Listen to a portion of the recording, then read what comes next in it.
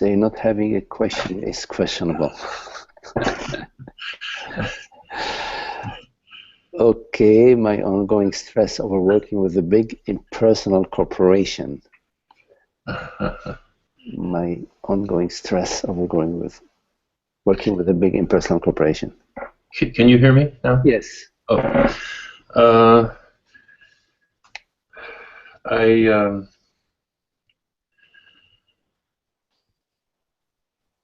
Yes, I have felt an unusual thing, like something going through my mind. Even when I took a beautiful walk in we have this really beautiful park nearby, not just a mile from my house, with some wild land, and so I took my walk, and rather than the usual spaciousness and incredible experience of the walk, it's running through my mind was when I tell them, okay, I'm through with you. I've had it, you know, whatever. Wanting to tell them off, so to speak. And I realizing that just comes from all of the major indicators of misidentifying over there. Yeah. And a bit distressing, really.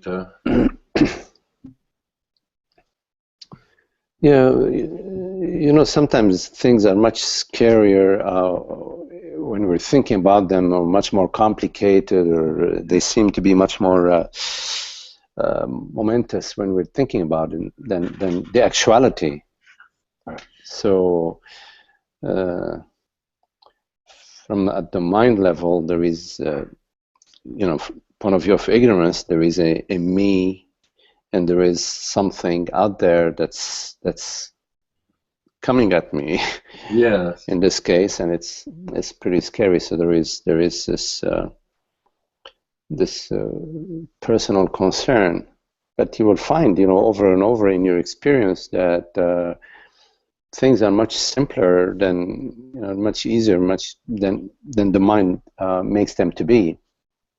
Yeah. So there's a learning in that. When you're perceiving through the mind, through the me and the world, there's always some sort of emotions. But when in the directness of experience, in the directness of being, there is no time and space. It's really direct. And then the mind goes after, revisits it, says, "Oh, gee, I should have said this, or am I saying the right thing, or am I? What did I think about me?" But at the moment, meaning in presence, which is what is the reality of our experience, is presence. All of this stuff is non-existent, and so it's really important to realize that okay, all these emotions are thoughts, thoughts and bodily sensations, but the reality of my experience is none of that. The reality of my experience is pure presence. And in realizing that over and over, then this habit to be concerned in the light of our experience, which is totally concern-free, then what wins it? Is it our experience that is like really concern-free, or the spinning mind that, oh my goodness, what's going to happen to me? What are they going to think about me? What am I doing to them? Well, yes. But you're following. I mean, you've looked at this question. You've looked at this relationship. I'm just talking in a way a little bit theoretically too, because I don't know all the exact details. But once you've looked enough at the relationship, at the situation, you've contemplated it from many different angles. You've looked at it from your globality, and it's just becoming clear to you that there is no happiness there. That's not the path. That's not the way. So there is that clarity too that comes from your contemplation and your contemplation that is all inclusive. So there is a clarity that comes from that, and a degree of certainty that, okay, well, that's not the direction that I want to go. Right, right, right. So, and that there is very little doubt in that. The doubt in that diminishes as you're thinking about it and looking and gathering data and contemplating it. So the doubt goes on diminishing until there is a decision that comes to you that, okay, right. I don't know if that's I'm not sure that that's the way I want to go. For the time being, I'm going to press the pause button or press the eject button, whatever. Mm-hmm. Now, something kind of a subtle point, the meditation of letting internal contraction go back out into space, let it go, it seems applicable here. It's like a feeling that something's wrong or something. It's not going to be worked out on the mind. And right. When there is a thinking me about me and him and her and them, and there is a contraction at the body level. That's where the significance is. It's at the emotional state, at the feeling state. And so the way you sort of let it go into the space is by you go to it.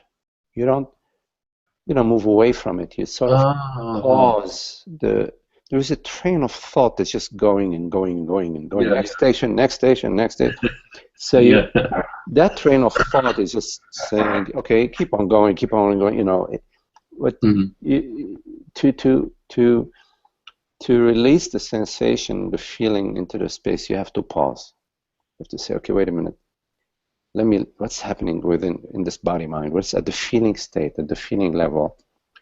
You go to it, and when you go to it, you approach it, and you approach it with your stillness. Because your stillness, the presence of awareness, is there. It's always shining. It's always there. So when you pause, you tell the mind, okay, wait a minute, I'm just going to stop and stay with what's happening here. Not in order to fix it or get rid of it, but just to experience, to just experience what is happening from a non-moving position, from consciousness, as consciousness. You just be still. And in the stillness, there is an absence of avoidance. There is an absence of gotta go run and hide behind a rock or behind a boulder. I've got to go to safety. There is an absence of that. So you're just still, and you don't know anything about it, because you're approaching whatever is happening from complete stillness, meaning from your complete silence,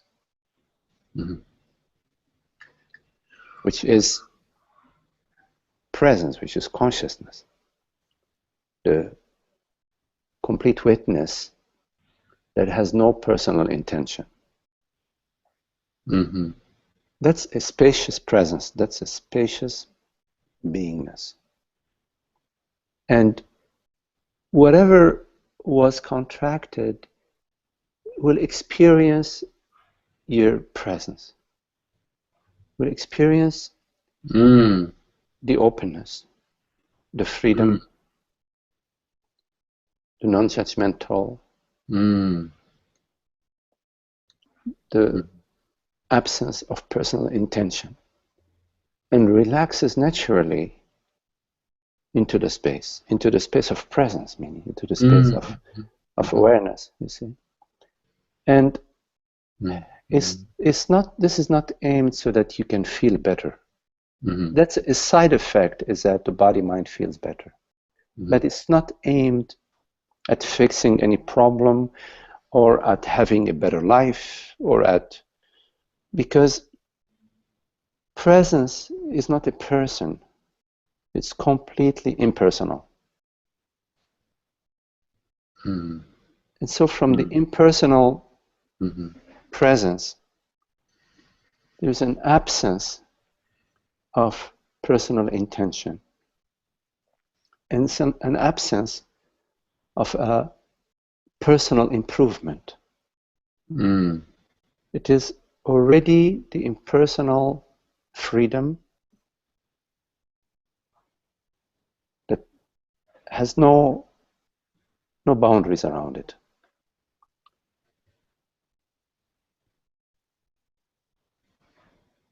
Mm. Mm. Mm-hmm. And in a way, you will find yourself where you've always been happy. You will find yourself as the peace and the happiness. And the mind that's usually says, well, let's keep on going. Let's find another solution to the problem. Mm-hmm. That mind is completely absent in your resting as this aware presence. There's an experience that I've had sometimes where it's almost like there's a spinning of a thinking process, even the words of, I'll get my lawyer, and the things like that. I'll have my lawyer look into this, because you're not treating me, you're treating me in such an impersonal way that whatever. And at the same time, a sense of presence and a sense of smile, a big smile from here down, and that going on at the very same moment. And it's kind of humorous, but obviously it's not it's not the resolution. Yeah.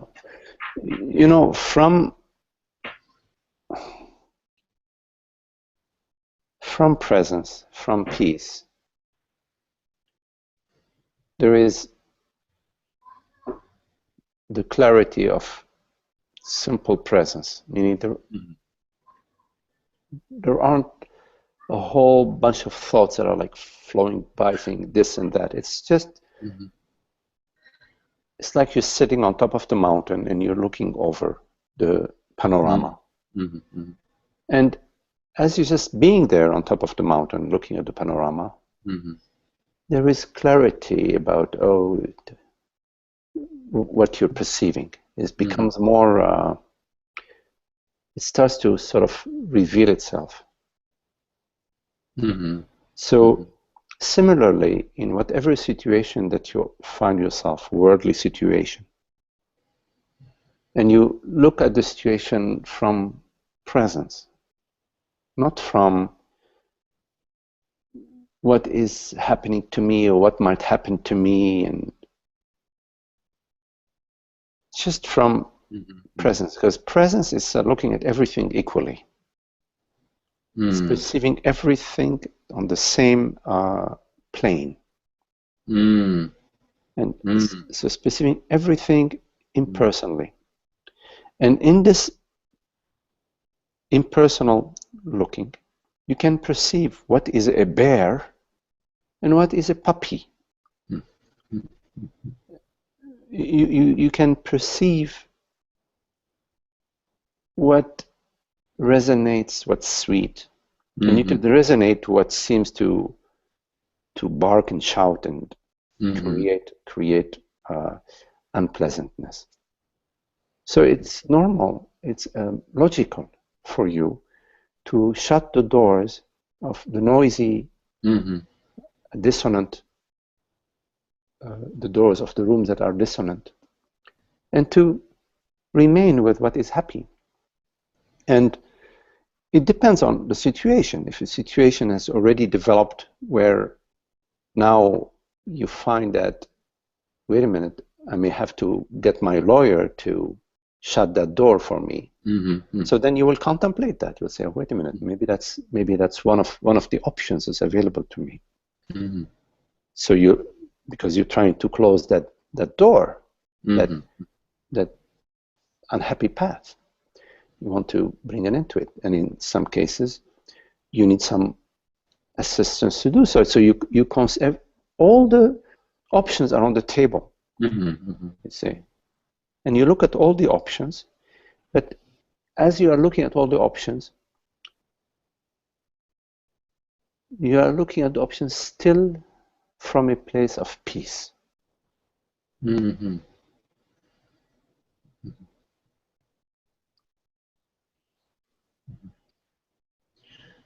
Mm-hmm. And then my sense is then also, even when things are dealt with firmly, if it's dealt with firmly from that place of some kind of equanimity, people aren't going to take it, react necessarily. We don't know. Oh, you don't know. We don't know. I mean, what we know is that whenever you come to somebody in general, I mean, there is a high probability that when you come at somebody with all sorts of personal judgments, you're going to trigger in them yes that reaction. That in some cases you might not. You may be coming to somebody who's more peaceful, more established, and you come to them with all your personal anger and judgments, and they look at you and they say, well, I hope you'd be okay. I wish you the best. I can see that you're very miserable, and I wish you peace and happiness. But it's true that in most cases, we know statistically that when you come with all your personal conditions and agendas, not only you are miserable, but also there is misery in the relationship. But we're not sure if when we relate from a place of peace and how it will be received. I would say that yes, most likely we're not triggering in the other person their fight or flight or pattern. But we don't know for sure. But yes, it's just the way to, at least you're at peace. That's really that's more closer to home, and Yeah, you're at peace, and the peace hopefully spreads, touches other people. I was just about in a particular moment. I was thinking I was attempting to do this releasing of the contraction, of the kind of vasana contraction realm. But I realized what I was actually doing was more like anxiety control. It's like they're similar. One is taking you to a place of some stillness, and the other is getting a global. Right. It's when you are trying to release a vasana or a contraction, and you have a personal intention to make yourself better, to make yourself feel better. That's emotion control. That's not. I see. There is still the me that is grasping at something, that is still hoping and looking and trying to manage the and measure it. Is it working? Is it not working? So you're trying to solve a problem, but you're still bringing a problem to. You're coming with a problem to solve a problem. Something like that, you see. So it's really important for you first to realize that when you approach a contraction, when you approach a vasana, that you're approaching it as presence, not as a person. You're approaching it out of the spaciousness of presence or awareness, or whatever term you want to use. Yeah, they're both great.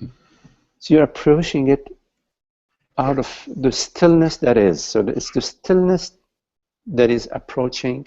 It's the stillness that is interested in what is happening. And the mind, thought, is interested in let's keep galloping. Let us keep galloping. Let us find the next problem, the next solution. That solution doesn't work, we'll find another solution, and problem solution. Movement, movement, movement.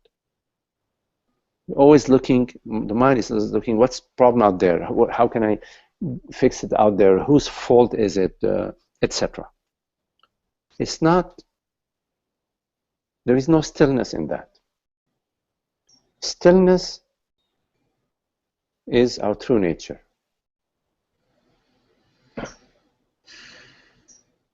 The spaciousness of being, the peace and tranquility of presence is our innate true nature. What we truly are is this aware presence. And this aware presence is the wholeness. It's everything refers to aware presence. All thoughts, all perceptions, all meditations refer to presence, to awareness. Everything refers to awareness. All the parts, the segments, the bits and pieces, the objects refer to the wholeness of awareness. Awareness is a wholeness, it's the wholeness of being.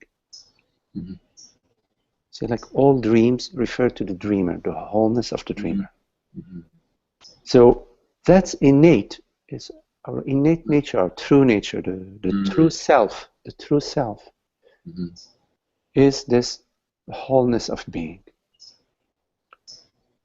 So it is the wholeness of being that is interested in its creation, in this case, in this stirring sensations at the body-mind level. So there is thinking, there is emoting, and there is presence. So presence is not trying to improve anything, because it's already the wholeness. It's everything. It's the volcanoes, the oceans, the fish, the birds, the human beings, the galaxies. It's all of it. And it is none of it. So consciousness is the wholeness of being of itself, and it's also the creator of all creations. So when you are looking at the vasana and releasing it into the space, and you want to improve yourself, get into a better feeling state, you still have a limited sense of self, and that limited sense of self brings into the space more unhappiness and more vasanas.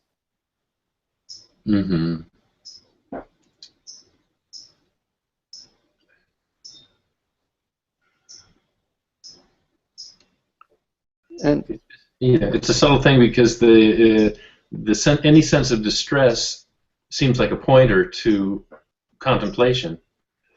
it can be, sure. And the contemplation tends to neutralize or eliminate the distress, because the viewpoint shifts. Right. The distress can be used as a means to come to the presence that is undistressed, that is untouched by the feeling state. And so then the distress, or among other things, can be a good tool to bring you to presence, to bring you to stillness, but you have to use the tool quite a few times to become a little adept at it. And that's the thing. You think, do And you I have, do, and you do I have to, need this? Did I need this? You know. and you have to use it correctly.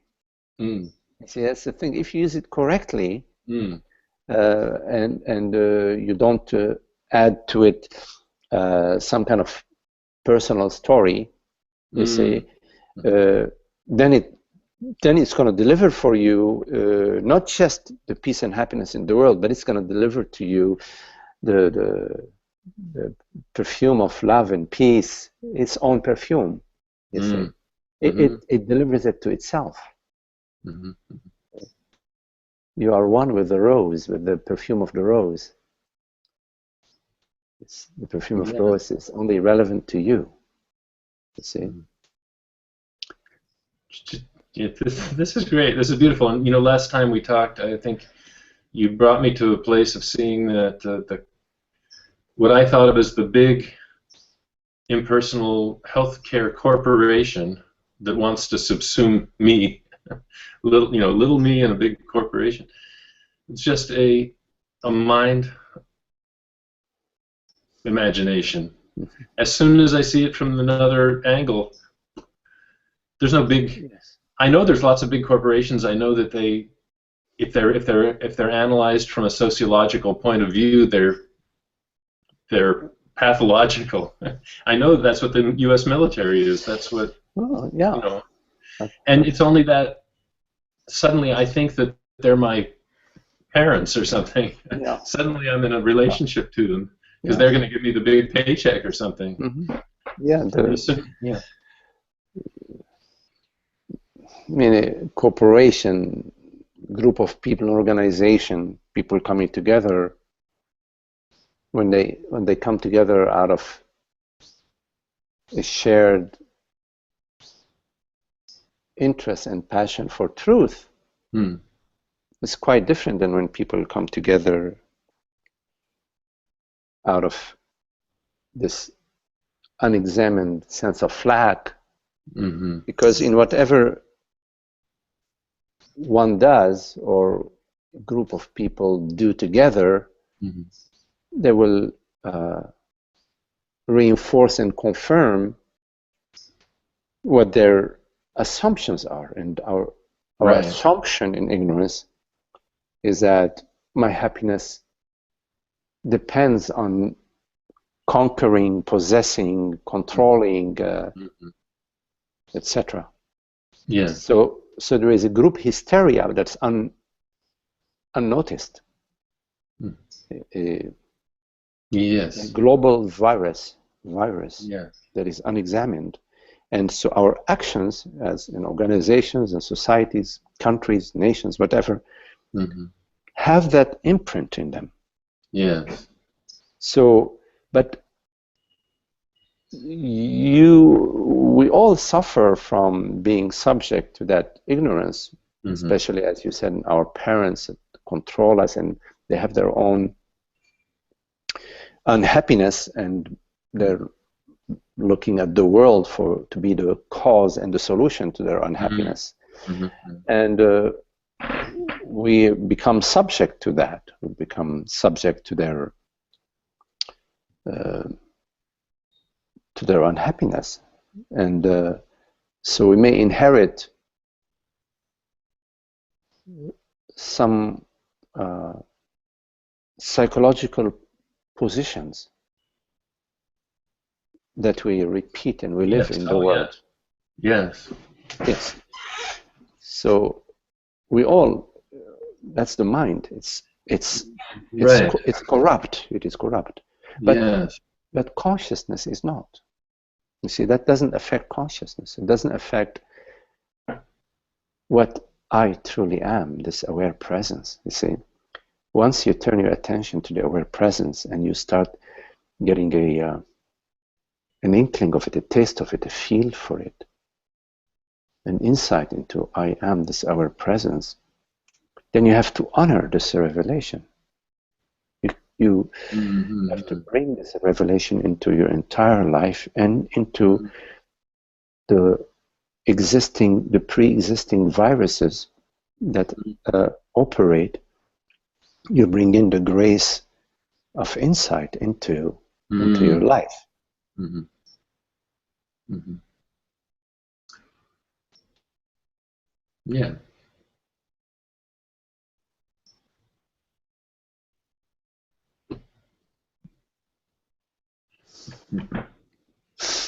That was quite thorough and wonderful. Thanks. Okay, Nanda. Nice talking to you. Yes.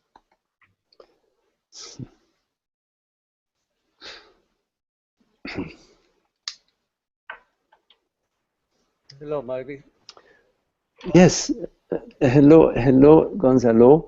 Can you hear me? Paula, yes, I can hear you. Paula, I will come to you in just a minute to your Oh, question. Yes, Gonzalo. no, listening to your conversation with Ananda, Yes. it is clear that, the goal, so to say, of self-realization or is to arrive at the point where there is no a center from where you feel or you live life. I mean, like, anyway, we don't live life, but that's what we feel, but that's not true. Life lives us. But in all those things that arrive in the mind, in the feeling, whatever, they come from that center. I mean, if there is no this center, this self, this me, Mm-hmm. those things would not appear because I think that I don't know if I am. You just tell me. Yes, yes, I understand. I understand what you're saying, Gonzalo. Uh, you, you see, Gonzalo, yes, there is, uh, as you're saying, the goal is to arrive to the clarity that there isn't a personal self, like as you said, like a center. You use the term center, and yet, if there isn't that personal self, if there isn't that center, then there wouldn't be this personal impression. I understand you. I think what you're saying, but yes, there is an impression of a person, a center, a separate self, a separate me. There is that impression, but there is also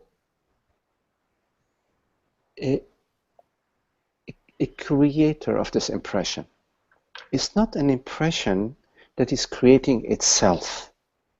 This impression has a larger uh, a larger creator. But before we go into it has a larger creator, let's say that this sense of me, there is something that experiences it. For example, when I feel, oh, you insulted me, you see, and I'm experiencing that you insulted me, and I'm experiencing the feeling that somebody has insulted me. There is something that is recognizing this feeling, that is recognizing this emotion. And that something is awareness, is consciousness. Yeah. So yes, you are right. There is a me impression. There is a personal center, limited self impression. But there is something that recognizes that impression. And that impression, that me impression, where I feel you insulted me, 10 minutes later, you tell me, oh, Magdi, I love you. I'm really sorry. I didn't mean to say that. What I meant is this. And then I go, oh, I'm sorry. I misunderstood you. And then we are hugging each other and we are smiling at each other. That impression of being insulted is gone. And now there is a new impression of feeling like, friendship. And the previous impression is totally gone. And what experiences this new center, happy center this time, because you're not insulting me, all right, it's clear that I'm not being insulted, is that same awareness. So there is the changing, there is the me impression that's constantly changing. I'm happy today, I'm unhappy tomorrow, 10 minutes later, I'm upset at this. 15 minutes later, I'm happy my dog is in my lap, etc. There is the changing, and there is the changeless, which is awareness. So then we question, okay, there is obviously both. There is obviously something that I'm experiencing, happy, unhappy, happy, unhappy, happy, unhappy, and there is something that I'm also aware, I know it, I know that is unmoved and unchanged, which is what we refer to as I awareness, I consciousness. Yes. So while without being aware of presence, we are experiencing only, oh my God, what's happening to me? What's going to happen to me tomorrow? Etc. We're only experiencing the center, this limited self. Once we realize that that limited self is constantly changing, and there is a changelessness of awareness, that limited separate self becomes less and less concrete, less and less. Yes, yes, I can see that. It becomes less and less in the front. It becomes more distant, and yes, and right, and the awareness, the aware presence, becomes more and more our experience of the unchanging. And at some time, at some point in our contemplation, that center, we can barely find it. We can barely find it. Like somebody says, "Oh, Magdi, you're so stupid." I say, "Oh, really? Gee, I must have said something stupid." But I don't feel the center. I don't. At some point, it gets deconstructed. Yes. And then we find ourselves, we remember that there was some center, some separate self, but we find ourselves that we're really not experiencing it, or let's say barely experiencing it, and even at some point we don't even experiencing it. So yes, it's like that. When there is that center, we're experiencing, yes. Oh, why are you talking to me like this? How dare you do this to me, and I was a nice guy to you, and you... Yes. etc. You see? But at some point, there are so many holes in that, it disintegrates in the space. And we just find just awareness, just peace. And we find our true nature. It's like our true nature, which is the awareness, this borderless awareness, is always there, but it becomes more and more the reality of our experience, and less the center, the separate self, to be my experience. And then when there is this strong sense of the self, what is it that knows it? Is it not the same aware? Absolutely, yes, it is right, exactly. It is awareness that is recognizing the me, but at the mind level, at the me level, we're not recognizing awareness. We're only recognizing, oh, he did this to me, or I would be happy if I get this or that. You see, at the mind level, it's like awareness is just some idea, some thought. Yes. You see, there is no any doubt that this is reality. Whatever right? Absolutely. Reality, yes. This is real. Exactly. At the mind level, reality is the world, the me, the body, the mind, the girlfriend, the boyfriend, the money, etc. The tree, the lake, that's the reality. Consciousness is some idea, something. But at some point we realize, wait a minute, there is something that is perceiving this tree. This tree, I can only perceive this tree because there is awareness. And so we become interested. We become interested, not in the movements of the tree or in the movement of people or in what they say, what they do. No, we become interested in the awareness. And so then our interest, of course, we're still living in the world. We still eat and drive, whatever. But our interest shifts to awareness. And then realize it's awareness that is perceiving and knowing everything. Without awareness, there is no tree. Without awareness, there is no anger. There is nothing. Awareness is sort of like the I'm going to use a reality, let's say, or let's say the reality of all these events. And that reality is not feeling angry, is not feeling happy, is perceiving sensations, is perceiving bodily sensations, is perceiving world perceptions. And perceiving the center. It's perceiving, right? It's perceiving, this impression, all the impressions. It perceives all impressions, impressions. It is there's only one knowingness, which is the knowingness of consciousness. So the center is just another impression. Yes, it is an impression that is known via consciousness. Everything refers to consciousness. Once you realize, you get a little insight into consciousness, then you understand, oh my goodness, everything refers to consciousness. Everything. The bird, the feelings, the emotion, everything refers to consciousness. Refers to consciousness, you mean that without consciousness, there could not be bird, there could not be tree, there could not be anything in the world, right? Absolutely. All appears in absolutely in this awareness. Absolutely.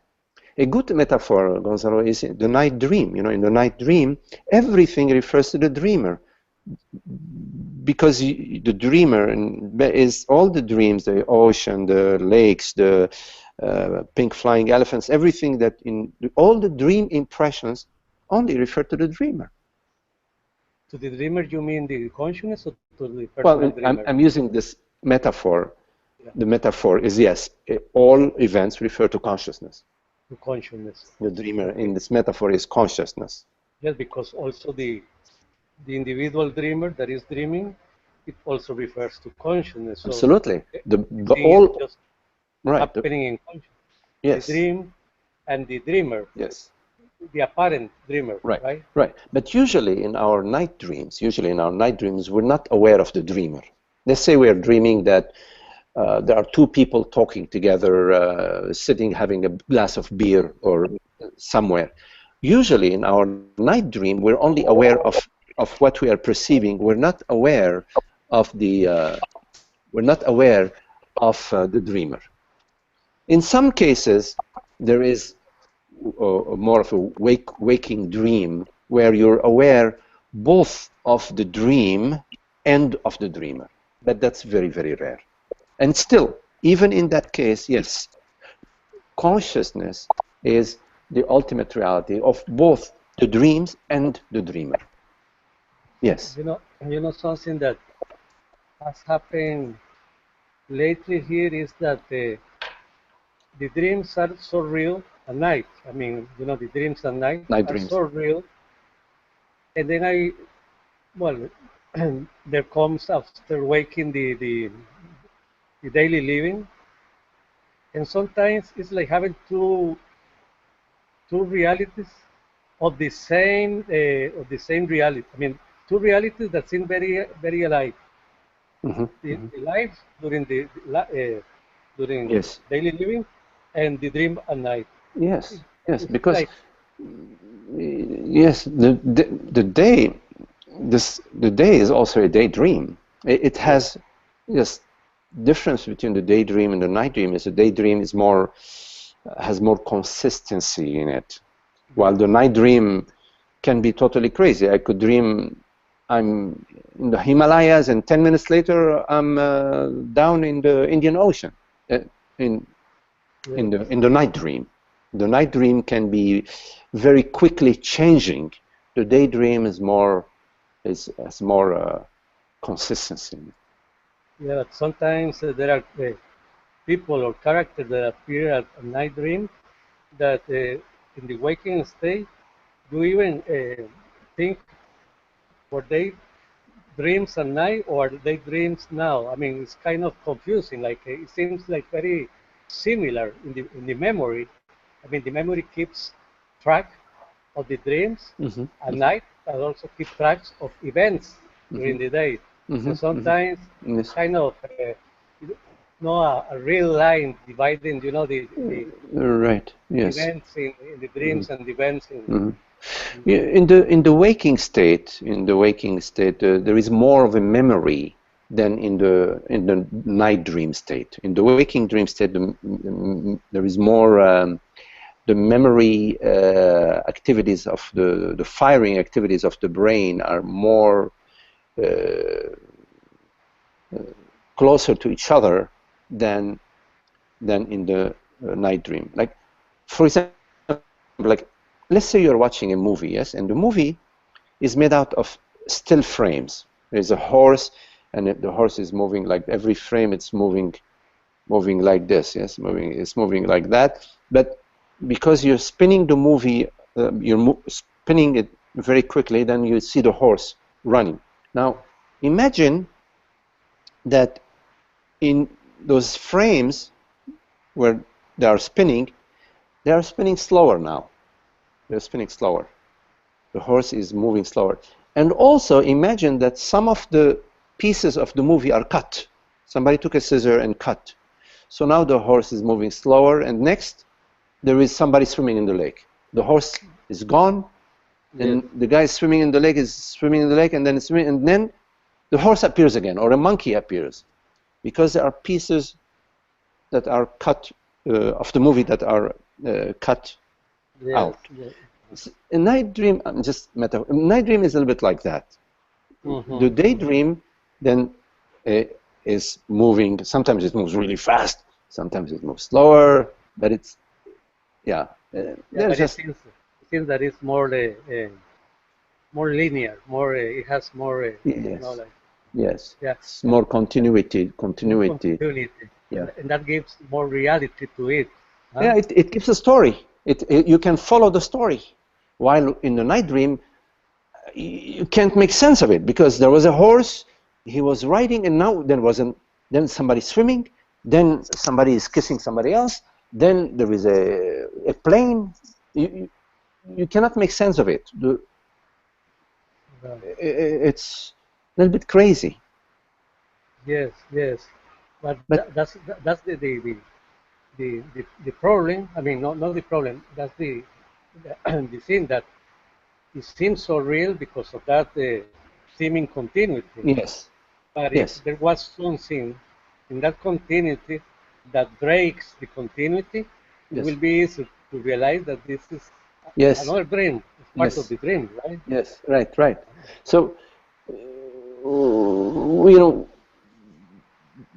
when we contemplate, okay, then what's happening?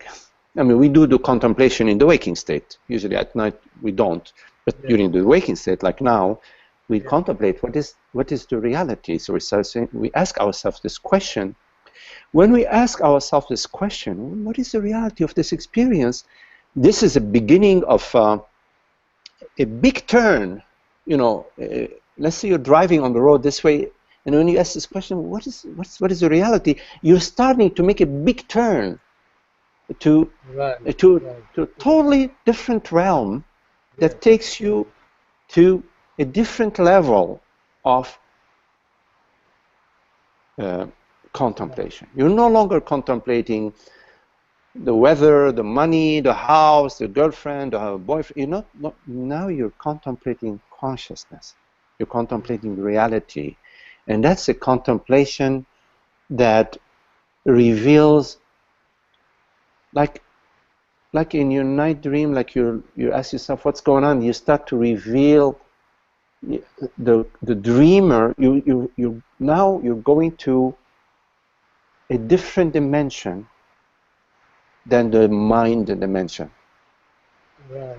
It's kind of slowing down. By slowing down, the process becomes more clear, and then it's kind of looking at each, how do you call that? Each part of the movie, each frame, right? Yes, It, slowing down, and then in that slowing down, everything kind of appears one by one. Even if they have continuity, it's more clarity because you can see really that there are different frames together. yes, and you also go beyond the frames. You go to the consciousness. Right. You see that there are frames, and they're like Right. really just one frame, but you also go beyond the frame to Yeah, consciousness. there's always the remembering that these frames are what appears in what?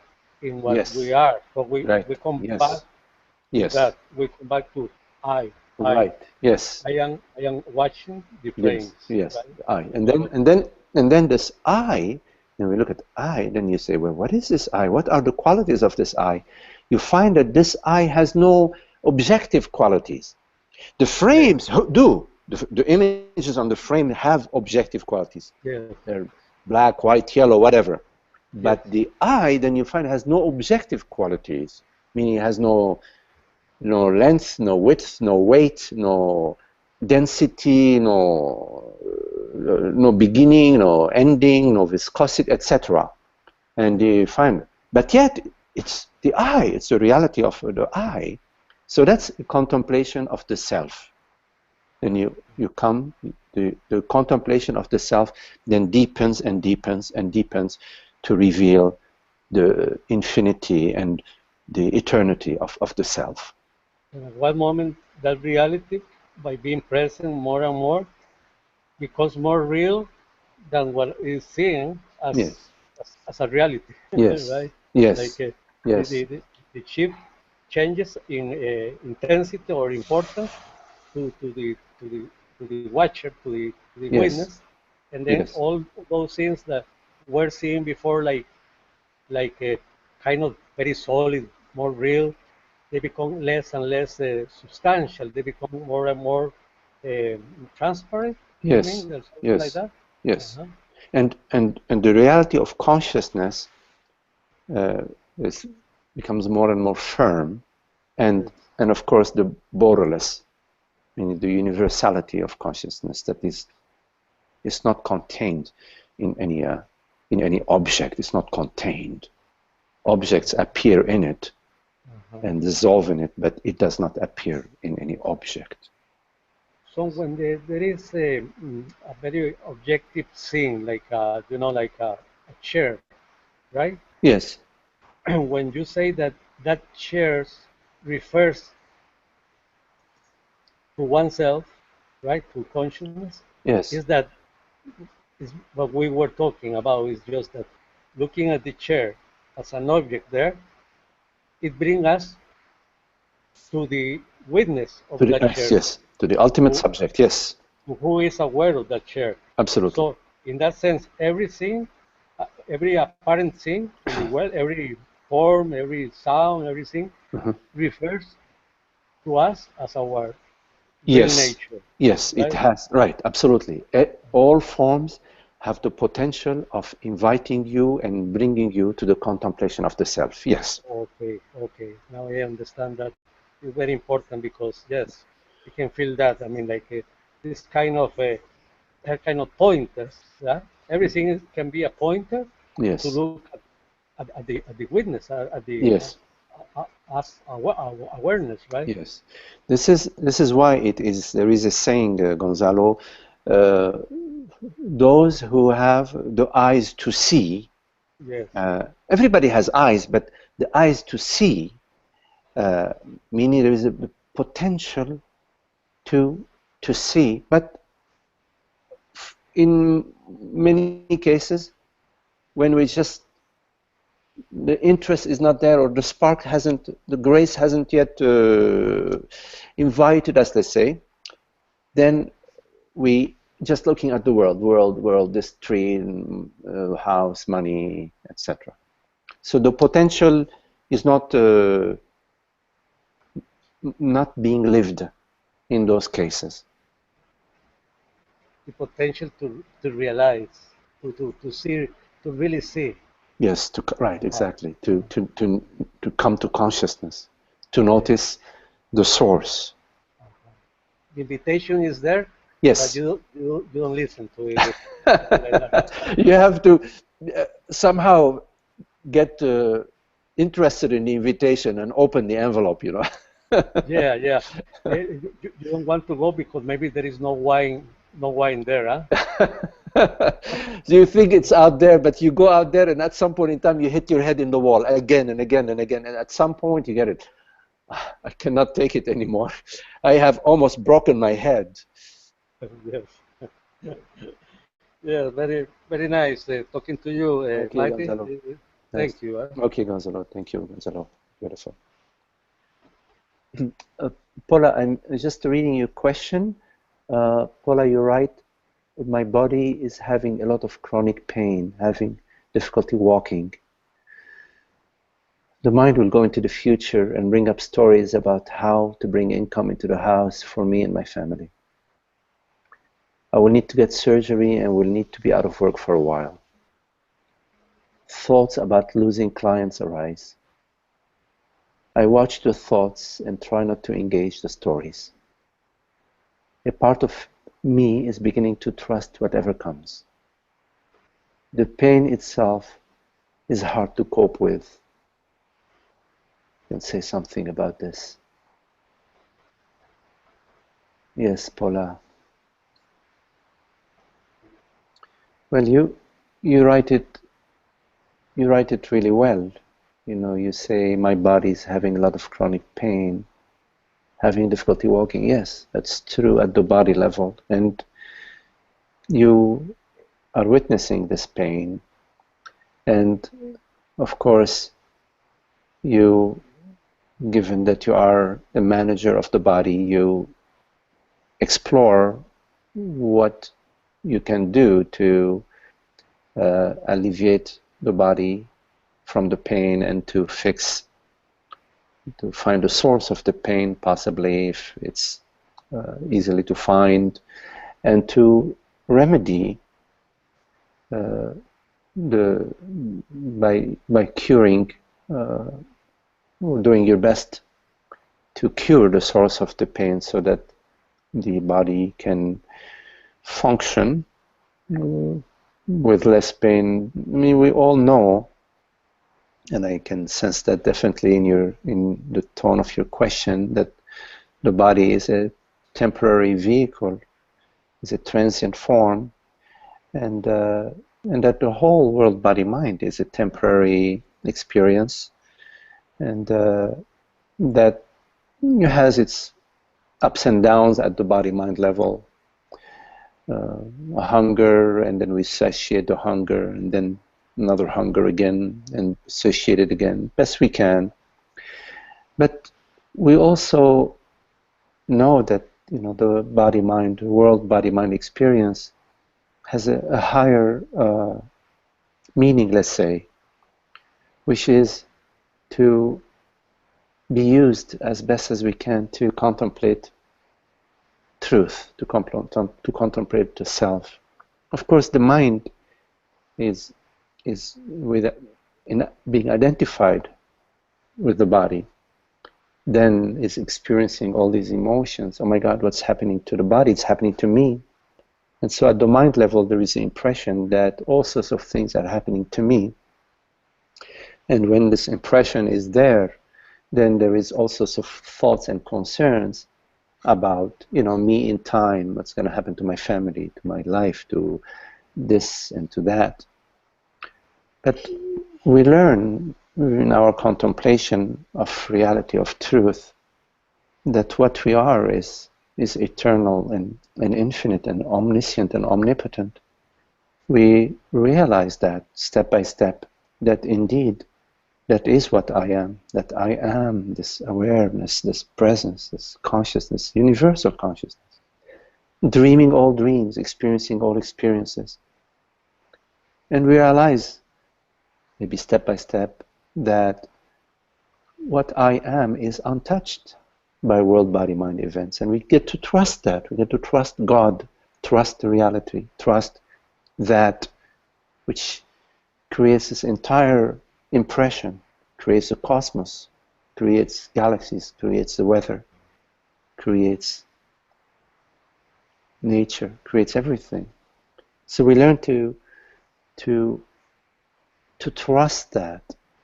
And the concerns, always the concerns, the personal in nature, they have an assumption in them that I am this person, and that these others are these people, and that it is up to me as a person to take care of them, to take care of the others. But we overlook consciousness. We overlook the Almighty. It is the Almighty that is taking care of all of that.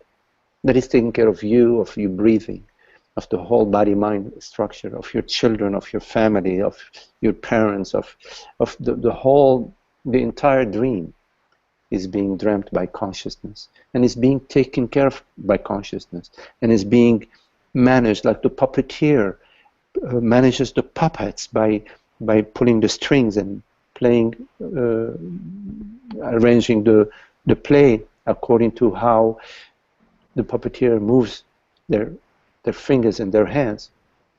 In a similar way, this is what is happening in this very moment, and it's been happening for eternities, that the puppeteer is the Lord and is playing the game of world, body, mind. But the higher order is to come to realize that, to come to the realization of truth, to come to the realization that I am this consciousness, I am this creation, I am this omnipotence, and that is unmoved and untouched by world, body, mind events. Now, having said all that, you can trust that in your experience around you, there is a whole support structure around you that's there. Open yourself up to that.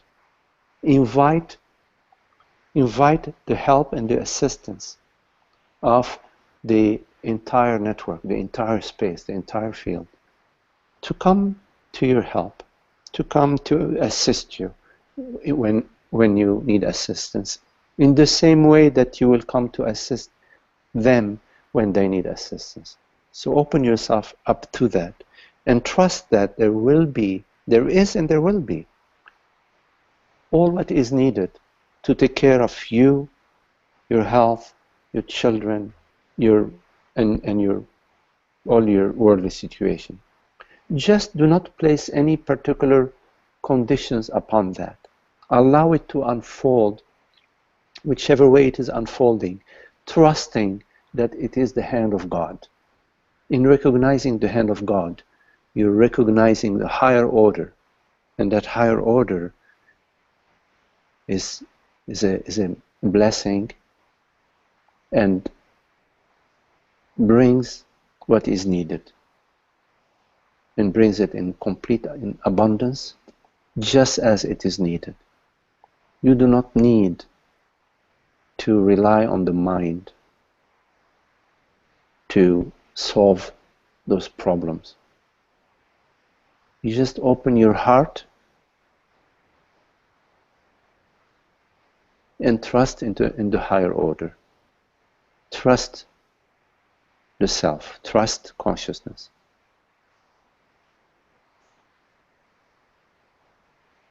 And whatever you need to do that is not contaminated by fear and by personal concerns about you in time, you can follow that. And whatever arises out of fear and out of the emotions. Pause and contemplate that which is untouched by the emotions. Contemplate truth.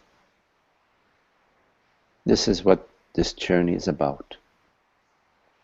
And this is what the experience that you're going through right now is about.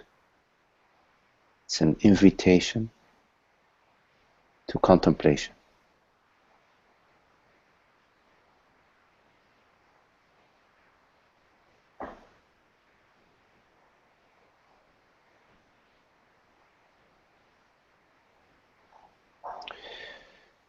I wish you quick recovery in your surgery, and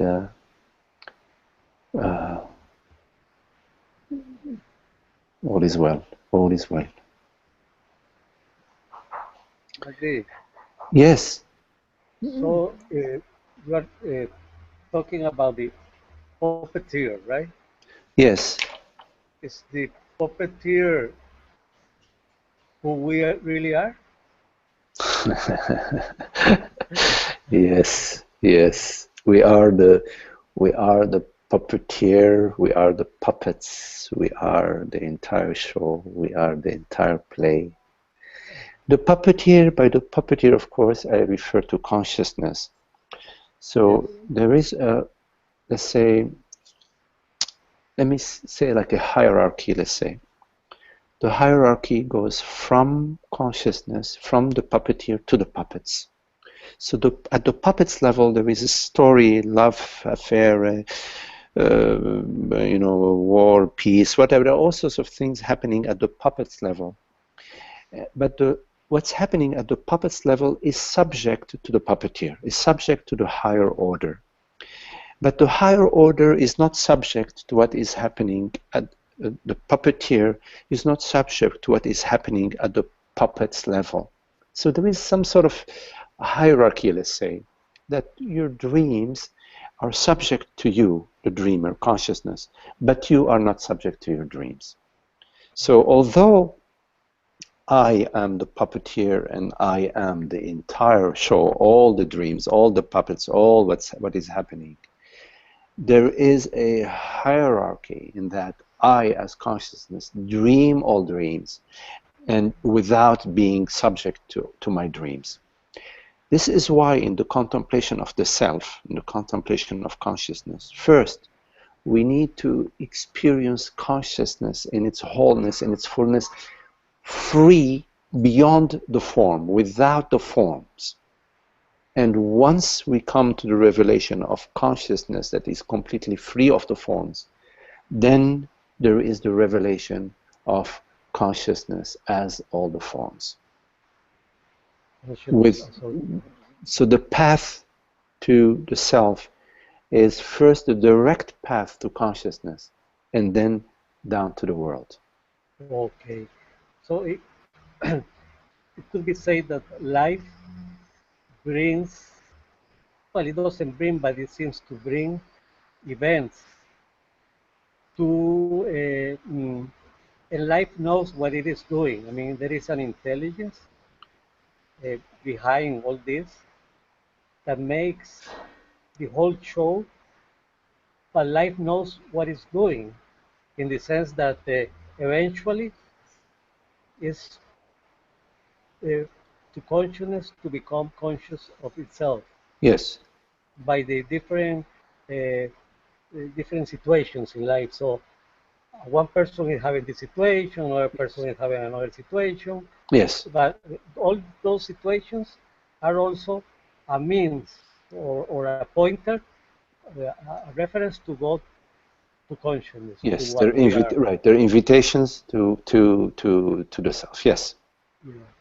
So there is nothing wrong with No. any situation. No. All are okay. All are perfect. It's all invitations to the self. Again, when the mind, at the mind level, when we just we haven't opened the envelope, we have not read the invitation, we're not aware that it's an invitation, then yes, we see all sorts of wrong. There are lots of things that seem to be wrong.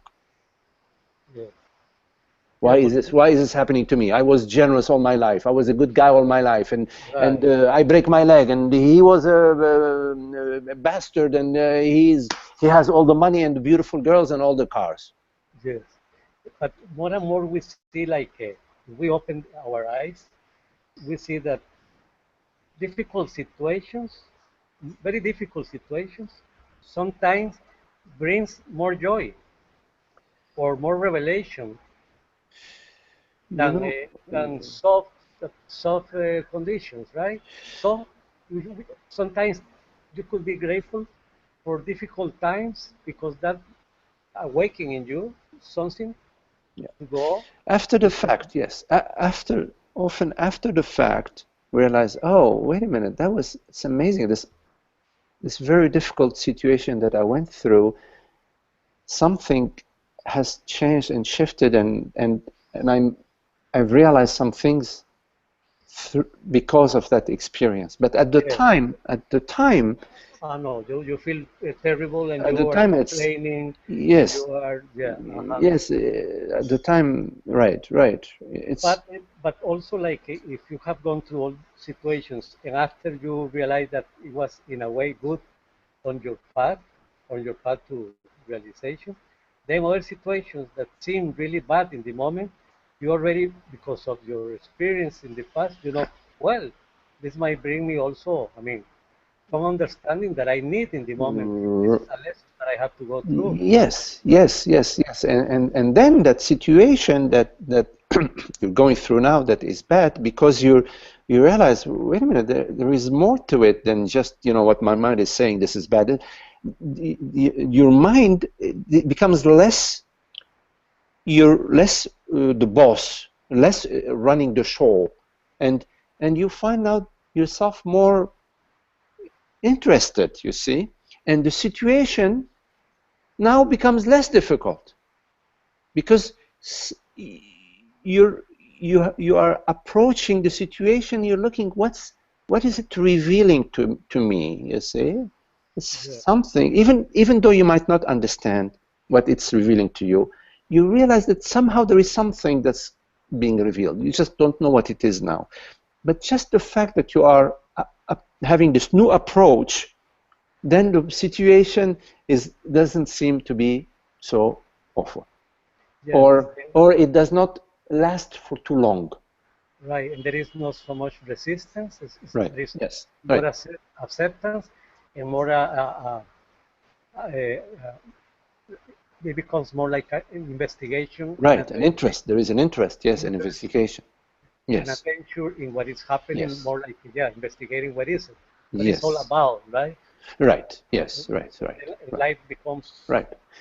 And sometimes there is no answer. Sometimes you just cannot figure out what it's about. But even if you cannot find out what it's about, you cannot realize, it does shift you, because you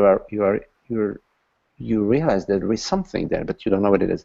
You find yourself later on at some point in time in a totally different transformation. There's been an insight, and not all insights the mind can understand them or can recognize them.